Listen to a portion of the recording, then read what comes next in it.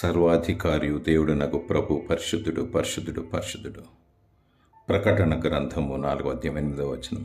కోటాన కోటి దూతల ద్వారా 24 పెద్దల మధ్య 4 జీవుల మధ్య స్తుతింపబడుచున్న మహోన్నతుడైన దేవుడు, ఆరాధనకు యోగ్యుడు, స్తుతికి పాత్రుడు, స్తోత్రారుడు, సమీపించరాని తేజస్సులో వసించువాడు, నరరూపధారిగా 2000 సంవత్సరాల క్రితం రక్షణను ప్రసాదించుటగా ఈ లోకానికి వచ్చాడు.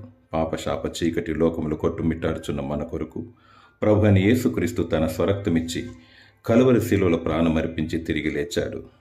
పాప క్షమాపణను పొంది రక్షణ మార్మనసు పొంది క్రీస్తేసు కలిగిన మనస్సును ధరించుకొనుము. ప్రభు అయిన యేసుక్రీస్తు త్యాగం నిమిత్తమై ఆయనకు కృతజ్ఞతాస్తుతులు చెల్లించుము. దేవుడు పరిశుద్ధుడు గనక మనమును పరిశుద్ధముగా జీవిద్దాము. భూ సంబంధమైన వాటి మీద మనస్సునుంచక ఆయన రాకడకై సిద్ధపడదాం.